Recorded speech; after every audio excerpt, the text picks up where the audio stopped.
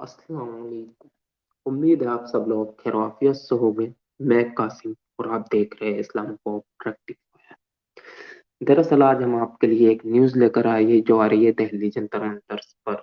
5 फरवरी को 2023 को एक धर्म संसद का आयोजन होता है धीरेन्द्र शास्त्री के समर्थन में।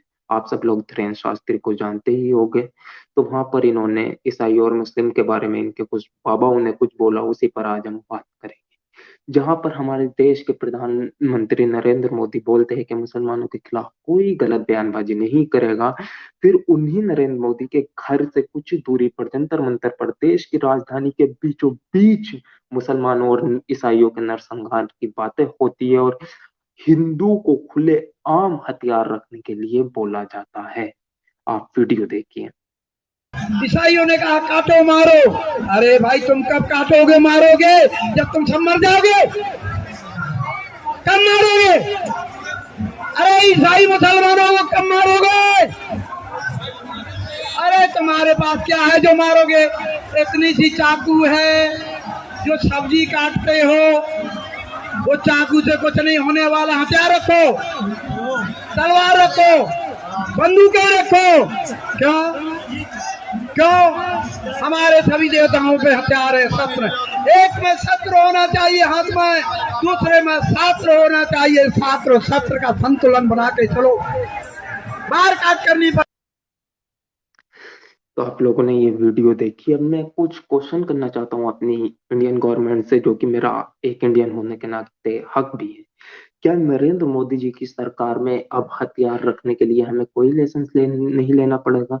जो लेसन लेना पड़ता था वो अब वो कानून हटा दिया गया है।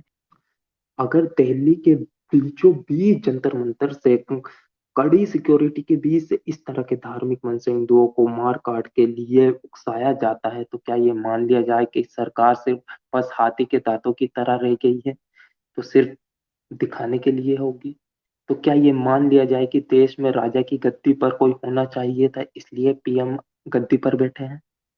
तो क्या ये मान लिया जाए कि देश में अब कॉन्स्टिट्यूशन नहीं है, इसलिए ऐसी धार्मिक मंच हो रहे हैं, ऐसी धर्म संसदें हो रही है? तो क्या ये मान लिया जाए कि देश में अब डेमोक्रेसी नहीं डिक्टेटरशिप है? तो क्या ये मान लिया जाए अब देश में सिर्फ कॉन्स्टिट्यूशन सिक्योरिटी एक कम्युनिटी को मिलेगी? तो क्या ये मान लिया जाए कि देश में कॉन्स्टिट्यूशन और सारे लॉ सिर्फ एक कम्युनिटी की सिक्योरिटी के लिए है और दूसरी कम्युनिटी पर ही सिर्फ यूएपीए जैसे कानून लगेंगे?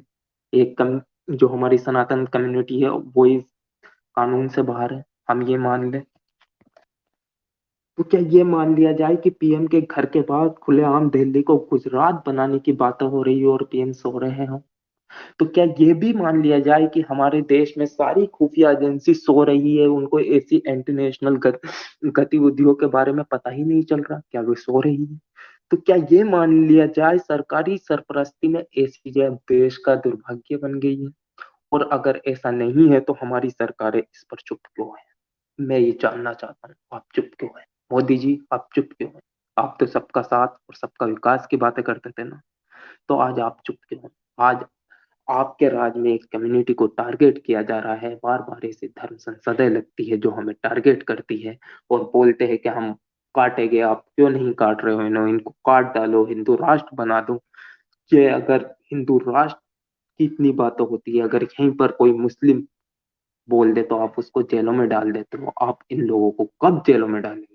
और अगर ऐसा नहीं है जो सब मैंने बोला, तो इन सब पर लीगल एक्शन अब तक क्यों नहीं? दिल्ली पुलिस ने अब तक क्यों कार्रवाई नहीं की इन पर? आखिर कब तक ऐसी धर्म संसद बार बार होती रहेगी? अगर ऐसा नहीं है तो अभी तक दिल्ली पुलिस एक्शन क्यों नहीं ले रही है? आखिर दिल्ली पुलिस किसके दबाव में काम कर रही है? अगर ऐसा नहीं है तो हमारे home minister mister Amit Shah ji, जिनके हाथ में सारी एजेंसियां है, वो अब तक इस पर चुप क्यों है? वो क्यों नहीं बोल रहे इन पर एक्शन लेने के लिए? ये सब क्या है? आप देश को कहाँ ले जाना चाह रहे हैं? क्या सिर्फ अब ये देश हिंदुओं के लिए बचा है? क्या हम जो बोलते थे और गर्व गर्व से बोलते थे कि हमारे देश की वर्ल्ड लार्जेस्ट डेमोक्रेसी है, क्या वो डेमोक्रेसी सिर्फ छोटी सी डेमोक्रेसी बची है जो सिर्फ हिंदुओं को मिलेगी और बाकी रिलीजन को नहीं मिलेगी? और यहाँ पर मैं अपने हिंदू भाइयों से कुछ पूछना चाहूंगा। मेरे भाइयों, मुझे ये बताइए, किसी भी रिलीजन में देश की जनता को भड़काकर उनसे हथियार रखने की अपील करने वाले किसी धर्म के गुरु हो सकते हैं क्या? ऐसे तो सिर्फ टेररिस्ट या आतंकवादी ही करते हैं। तो हमारी सरकार इन आतंकवादियों को अरेस्ट क्यों नहीं कर रही? मेरी नजर में कोई भी धर्म का गुरु किसी भी कम्युनिटी को हथियार रखने के लिए नहीं बोलता।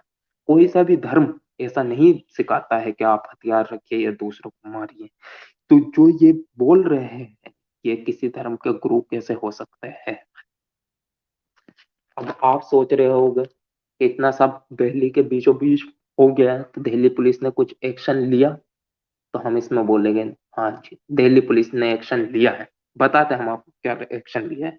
नीरज झा नाम के एक जर्नलिस्ट है जिन्होंने इस घटना को रिपोर्ट किया। उनके लिए डीएसपी न्यू दिल्ली ने नोटिस जारी कर दिया है।